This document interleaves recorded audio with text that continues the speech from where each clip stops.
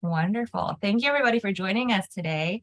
We just wanted to gather to get everyone the information that we all wanted about CPE and CEU approvals and how that's going to work, especially this upcoming change in 2023.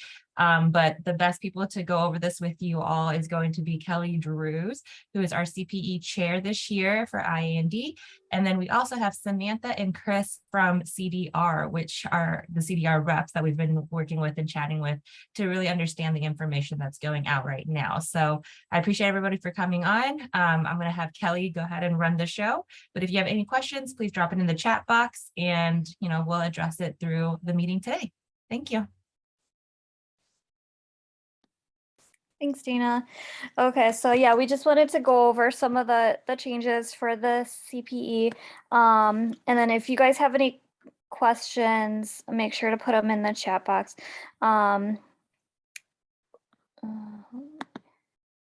Okay, so I had, am I sharing my screen right now? How do I do that? No. Yeah. Okay, I'm gonna share my screen because I have a document. Terry, did we send the document out to everyone in the invite? Charlene's shaking her head, yes. Okay.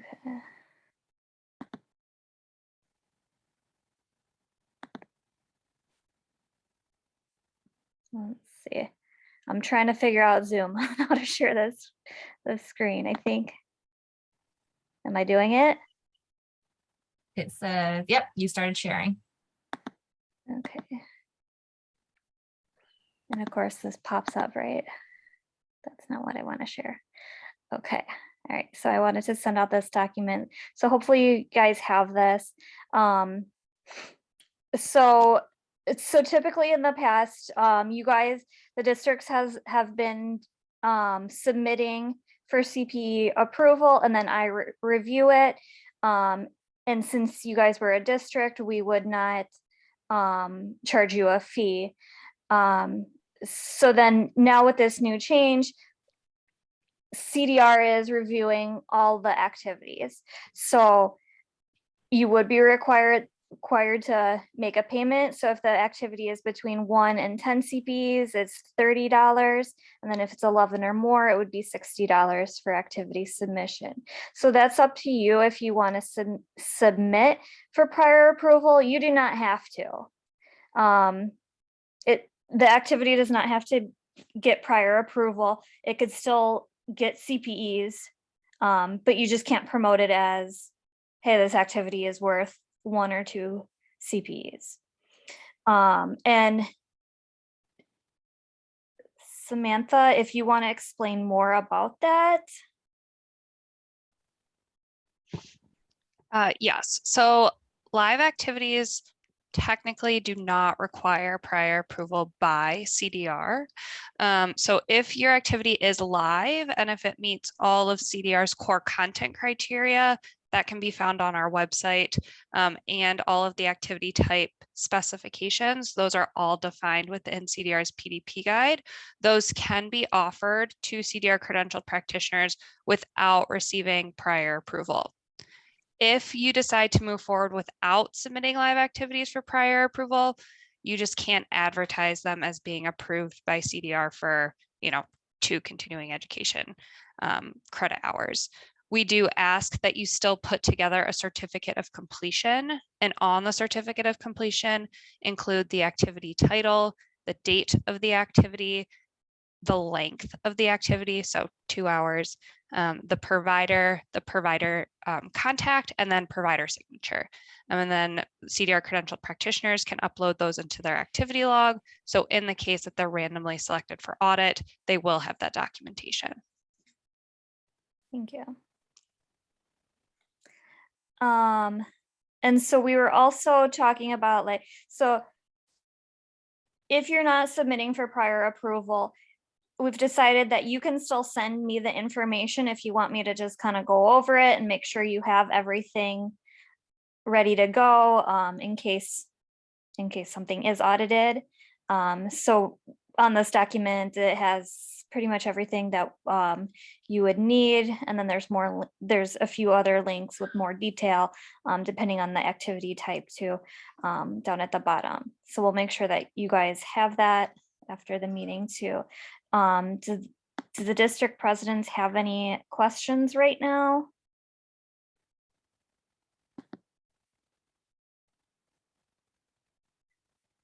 And Charlene or Tina, if you know if I'm forgetting something to mention. I I'm think just going to throw this question out there just because I feel like some of them might be wondering this as well. So Samantha, you had mentioned, and I think Kelly, you had mentioned this too.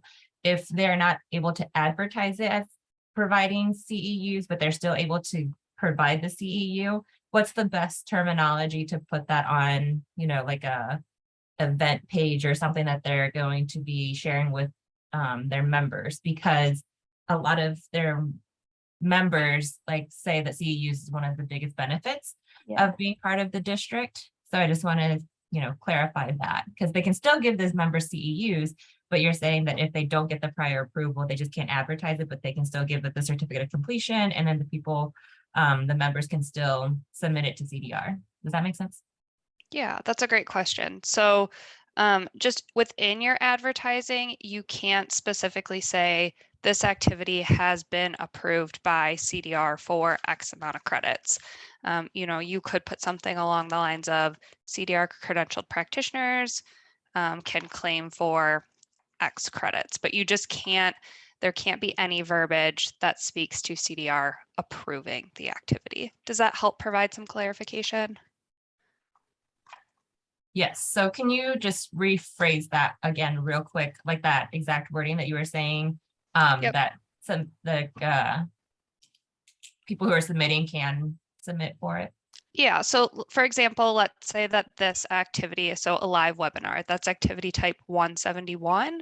So you could put something on your website along the lines of CDR credentialed practitioners can document this live webinar under activity type 171 for X amount of credits. That would be a perfect way to present that. Perfect. Thank you so much. And Charlene just said, if you could put that into the chat, that would be super helpful. Yes. And that way that, you know, we can use that specific verbiage in their advertising, because I know that that's still something that a lot of the district friends will want to do. One thing that I think we should mention, so if it's a live event, then you do not have to get CDR approval to provide these CEUs prior to the event. But if it's a recording, I don't think we've talked about recordings. Kelly, have you mentioned that? No. So you do need to submit for the recording. So when you're submitting, you would do the live activity first, and then copy the activity and change the activity type to a recorded webinar. And so what is, okay, I was reading what Samantha just wrote. So after you copy the activity for the recording, you would only pay the one fee. Correct. Yes. Correct. But I just want to make sure that we stress that if you do plan to record a live event and then offer the recording, the live event needs to be submitted to CDR for prior approval. The live event needs to be approved, and then you can submit the recording. Right. You just can't forget to submit the live event, because unfortunately, neither the live or the recording will be approved if it's submitted after the live event. Right. Okay. Okay, so Melanie says the audio and video on my work computer aren't functioning. Oh no. I hope you can still hear us, Melanie, even though you can't speak. But it says, okay, perfect. She said, if we don't submit for prior approval, there's effectively no cost to the districts for offering live CEUs. Yes, so that is what we wanted to clarify for the districts, is that if you are doing a live event, there is no cost for the districts to offer those CEUs. Only if you do recorded events, then you must pay for that. Okay. I know one of the districts at the board of directors meeting yesterday had brought up doing like a spring assembly type of event for their district. So if you wanted to do something where you're providing all of your CEUs in one event, like 8 CEUs in one event, it may be worth it to pay that $30 to get it pre-approved, right? Because up until 10 CEUs, it's only $30. But that way, you know that everything is done and you got that pre-approval and you can record it if you wanted to. Okay. So if you're doing something like an assembly like that, where it's a bunch of CEUs all at once, I would say it's probably worth it to pay that $30, right? And then as Kelly had put in here, if you're doing 11 or more CEUs, then that would be $60 for that event. Okay. And then Melanie also asked a question of if it's a live Zoom, is that considered a live event? And Chris had answered that yes. So live, it would be a live webinar, so 171. And Charlene made a great suggestion. So everyone, I would say, treat, even though you're not submitting for prior approval, when you're doing these events, make sure you have all of these items on the checklist.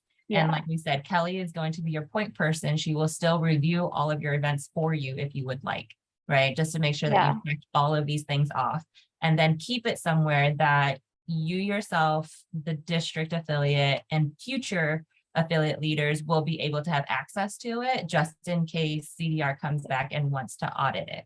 Okay. Yes. So great suggestion, Charlene, is putting it in a Google Drive and making sure that's passed on to each of the new leaders moving forward. Good question. Yeah, and I know we had talked about too, like, we felt like one of the main concerns would be that like CDR doesn't approve the webinar if they're not submitting for a prior approval. And so Sam, I know you had answered that question. You want to answer it for the districts too? Yeah, I would say as long as it meets all of CDR's core content criteria, I will post that in the chat in a few minutes here. You should be okay. You know, we're really looking for evidence-based activities. If the activity is not evidence-based, if your presenters don't have, you know, a reputable background, then we might question it. But as long as you're checking all of the core content criteria boxes, it should be good to go. Let me put that in the chat right now. Thank you.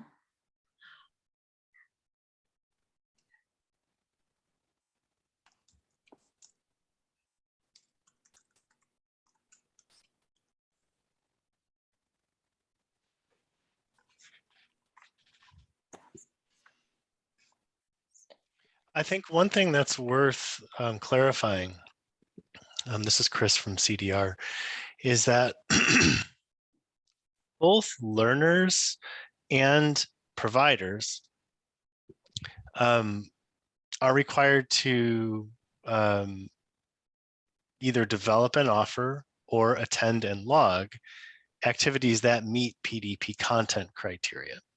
So when it comes to, you know, this discussion about live activities and not having to submit those for prior approval, you know, part of like an audit would in fact be, you know, CDR looking at a submitted activity and asking for details about it and looking to see that it meets content criteria, which also speaks to what Samantha just said about the evidence-based piece, which is a big part of that. Conversely, you know, CDR conducts learner audits. So we will conduct provider audits and we'll conduct learner audits, but that content criteria and, you know, the ingredients as to how we define an activity type, what goes into what's an activity type, those are things that we hold learners and providers to. So, you know, the idea here is, sure, if it's live, a learner can source it without it having to have gone through prior approval or be approved for CPEs by CDR. And they can log it as long as it meets, you know, those content criteria and activity type definitions. And that same sort of system applies to providers. And, you know, and that ultimately means that, you know, if a learner does something that's live and doesn't have prior approval, we could audit them and say, well, can we have more details about this activity? And then we find that maybe it doesn't meet some of our requirements. And so, there's a certain level of freedom that's built into that system, and that freedom extends to both providers and learners, and sort of the requirements are the same. So hopefully that kind of clarifies sort of philosophically the structure of how we have this working, so that people kind of walk away with, you know, a greater understanding. That's a really great point, Chris. Thank you so much for bringing that up. I appreciate that. Mhm. Because there are a lot of other activities that people log that don't really have like a certificate of completion, but as long as Sure. it's something they can prove, like, Yeah, professional reading, right. or sponsored independent learnings like that. Journal Yeah. clubs fall into that same thing. Yeah. Things that people are welcome to, complete and log as continuing education that, CDR might never have a hand in reviewing that. That's a really good point. Thank you for Mhm. reminding us about that. Mhm. Melanie said, are there any downsides from the cost to the district, aside from the cost to the districts for submitting to prior approval? If our district is able to financially, it doesn't seem that there would be. Absolutely not, Melanie.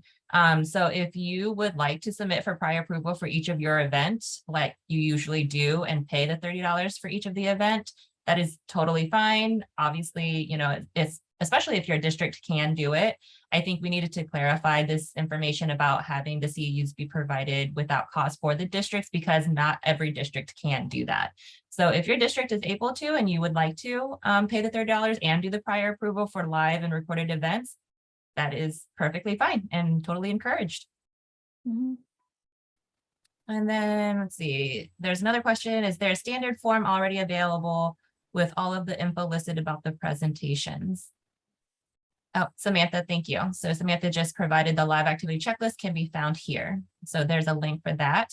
And we'll look at all of the information in the chat box and maybe add that to our document, Kelly. And that way we can resend it to everybody afterwards with all of the information that's in the chat box too. So that anyone who isn't on right now still has that information. But good questions. And like we said, once you pull all this information together, please don't hesitate to reach out to us, and Kelly especially, to have her look it over. Okay. Great questions and comments and suggestions so far. Anything else that we can assist with? Samantha, Chris, Kelly, anything else you can think of? I don't think so. Okay. District presidents, any other questions, comments, concerns? And I know we also have our diversity liaison on as well, Lisa. So if you have any questions or comments, feel free to put it in the chat or unmute yourself. Okay. I'm just double checking here. Sherilyn, did you have anything else to add? I was just going to say, I think this has been really helpful, and hopefully the districts feel like a little more, everything's been a little bit more clarified. Again, we're here to help. If you're not sure, we can certainly we're an email away. So reach out to us and we will help assist you with this in doing that final thing. But I think the more questions you can ask, the more you start doing this, the better you're going to feel about it. So we appreciate all of you being on the call. Yeah. And thank you, Samantha. She had just put in there, CDR is always available to assist with questions at priorapproval@eatright.org. So if you're not able to reach Kelly for some reason to get some of the questions answered through IAND, then CDR is also available. And I know every time we've reached out to CDR, they've been amazing at, response and providing clarity. Okay. Whether it's with your district's approval or just any other CEUs that you're coming across and having questions about. Okay. Lisa said, how soon should CPEs be submitted if they are getting for prior approval? I'm guessing, Lisa, is what you're asking for. And I think it's just the standard as what we've been doing the past few years, right? Samantha and Kelly, like 4 or 8 weeks prior, I would say. 6 to 8 weeks. Yeah, we always recommend at least 4 to 6 weeks. 4 to 6 weeks. Okay. So recommendation is if you are submitting for prior approval to stick to 4 to 6 weeks prior to your event. Awesome. Thank you for that. Okay. Any other questions? Wonderful. So with that, I will go ahead and end this meeting, but thank you everyone for staying on and hopping on to chat with us and learn more about this new changes, especially when it comes to 2023.